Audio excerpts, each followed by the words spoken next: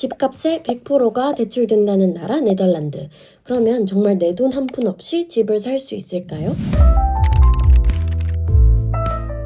안녕하세요. 네덜란드 살고 있는 원다입니다. 지난 몇 달간 저는 네덜란드 부동산이라는 전쟁터에서 구르고 깨지고 연구하고 돌아왔는데요. 인터넷 검색으로는 절대 찾을 수 없는 제가 직접 대출 상담 받고 임장 다니고 비딩까지 직접 해보면서 체득한 실전 데이터 그리고 시행착오를 이 시리즈 3편에 압축해서 담았습니다. 시리즈 구성을 간단하게 말씀드리면요. 오늘 1부에서는 대출과 예선, 즉 집 사기 전 돈 준비부터 다룹니다. 그리고 2부에서는요. 펀다 부동산 플랫폼 앱 200% 활용법과 집 보기 전 반드시 분석해야 될 서류들, 그리고 3부에서는 실제 뷰잉 현장과 비딩 전략까지 다룰 예정입니다. 그리고 과연 저는 이 과열된 시장에서 첫 비딩에 성공했을까요? 아니면 실패했을까요? 오늘 1부 지금 바로 시작할게요.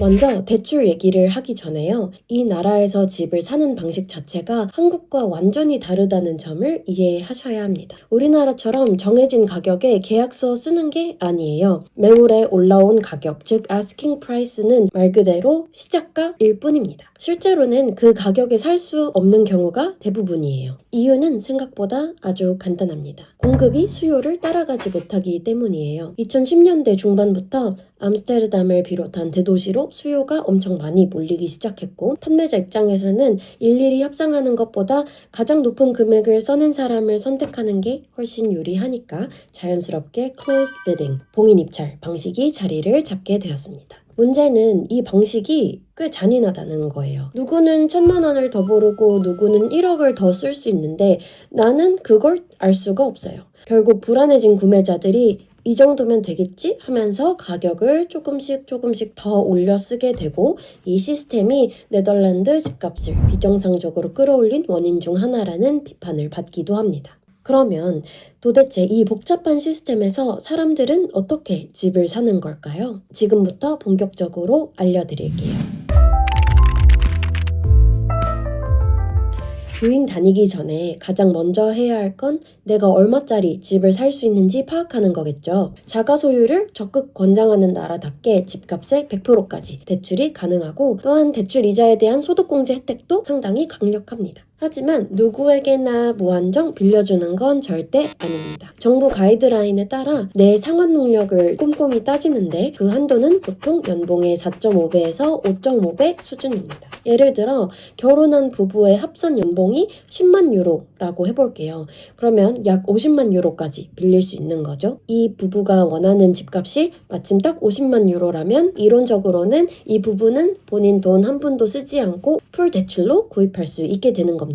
단 학자금 대출이나 신용 대출이 있다면 그만큼 한도는 줄어들게 되는 거죠. 그러면 내 한도는 어떻게 확인할까요? 빠르게 감을 잡고 싶다면 온라인 계산기를 활용하는 방법이 있습니다. 우선 구글에다 저는 네덜란드 대표은행 ING 계산기를 활용해 보겠습니다.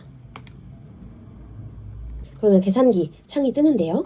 저는 제가 혼자 집을 구매한다고 가정하고 alone 하고 계약서에 써진 연봉을 5만 유로라고 해보겠습니다. 그리고 에너지 라벨은 그대로 A를 선택할 건데요.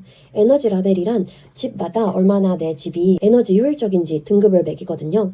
그래서 에너지 등급이 높을수록 대출 한도도 조금 올라갑니다. 하지만 지금은 어떤 집을 사는지 모르니까 예시로 A라고 두고 계산을 해볼게요. 결과는 23만 유로 정도 내가 빌릴 수 있다고 나왔고요. 제 연봉의 4.7에서 4.8배 정도 되는 것 같네요. 월 이자와 원금 상환 비용은 1,000 유로 정도 된다고 합니다. 아래 보시면 10년 동안 이자율 고정 조건이고, 여기서는 이자율을 3.49%로 했네요. 여기서 더 자세한 조건을 넣어서 계산하시고 싶은 분들은 Further Calculations 눌러서 진행하시면 됩니다. 저도 같이 해볼게요. 아까 언론이고 나이 넣어보고 저는 한 6개월 정도, 에너지 라벨도 기본으로 A 아까처럼 넣고요. 직장이 있으신 분들은 employment, 정규직은 permanent, 계약직은 temporary 해서 X. 아까 말씀드린 연봉 5만 유로 넣어볼게요. 월급만 알고 계신 분들은 월급을 넣으시고 그리고 홀리데이 페이 있는지 13번째 먼스 페이 있는지 넣으셔서 칼큘레이트 누르시면 연봉을 계산해 줍니다. 여기서는 다른 채무가 없는지 묻는 질문인데요. yes 한번 눌러볼게요. 그럼 yes 누르면은 내 학자금 대출이 얼마나 있는지, 다른 대출이 있는지, 이혼하신 분이면은 위자료를 얼마나 줘야 되는지 이런 거를 작성을 해야 됩니다. 저는 그냥 no 눌러보고 넘어갈게요. 저는 달라진 조건이 없어서 그 결과가 그대로 나왔습니다. 조금 내려보면요. 아까 말씀드린 에너지 라벨에 따른 대출 한도 변동을 볼 수 있는데요. 가장 높은 에너지 라벨 거의 3만 유로를 더 빌릴 수 있고요. 낮은 G등급의 집을 사게 될 때는 A등급일 때보다 5천 유로 정도 덜 받게 됩니다. 그런데 실전에서는 반드시 대출 상담사를 만나야 합니다. 네덜란드에는 은행 소속이 아닌 독립적인 대출 전문가들이 있는데 이분들이 하는 일을 정리하면 다음과 같습니다. 내 소득과 고용 형태를 분석해서 정확한 대출 한도를 계산해주고요. 수십 개 은행의 이자율을 비교해서 나에게 가장 유리한 상품을 연결해주고 은행과 직접 소통하면서 대출 승인까지 대신 받아내줍니다. 그러면은 여기서 팩트체크 한번 하고 갈게요. 100% 대출이 된다고? 그러면 내 돈 영원으로도 되는 거 아니야? 결론부터 말씀드리면은 절대 안 됩니다.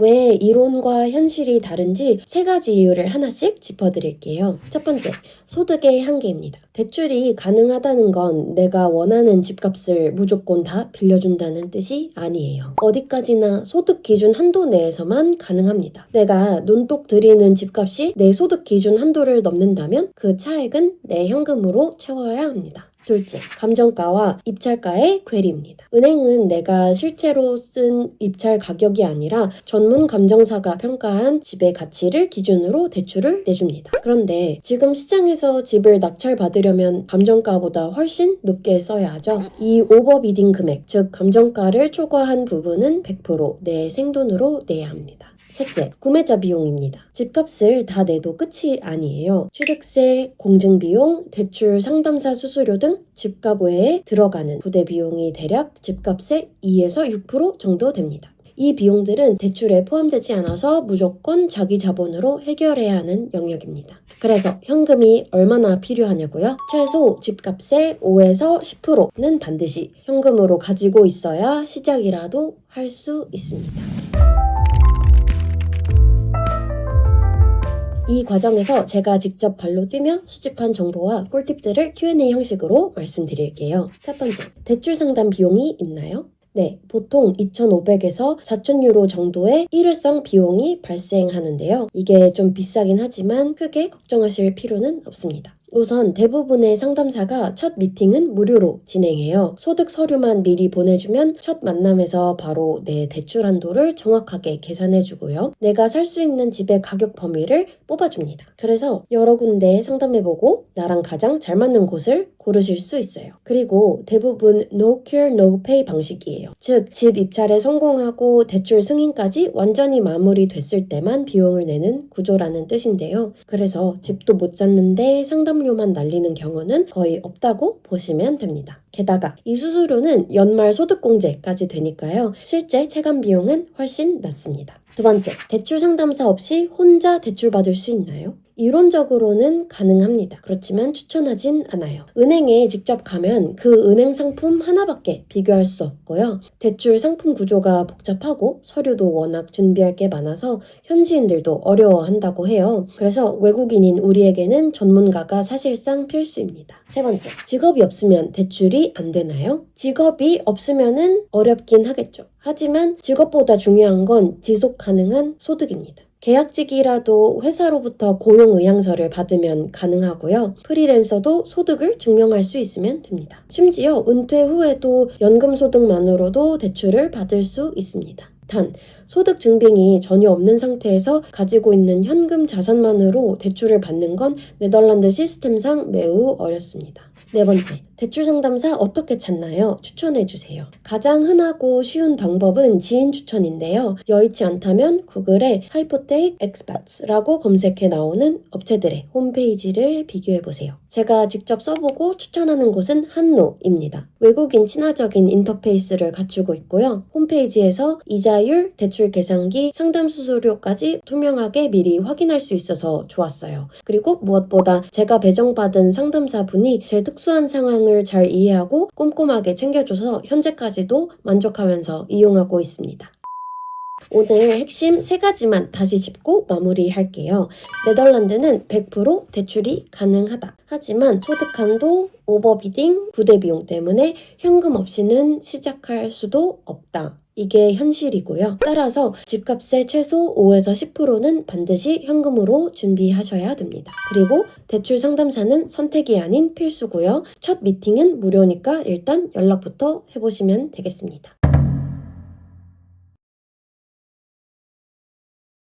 다음 편인 2부에서는요, 본격적으로 집을 찾는 단계로 넘어갑니다. 위치별 대략적인 집값부터 네덜란드 부동산 플랫폼 푼다를 200% 활용하는 방법, 그리고 교인 가기 전에 반드시 분석해야 할 비밀 서류들까지 제가 파헤쳐 드릴 예정이에요. 영상이 도움됐다면 좋아요와 구독 꼭 눌러주시고요. 궁금한 점은 댓글로 남겨주세요. 최대한 답해드리겠습니다. 그러면은 2부에서 뵙겠습니다.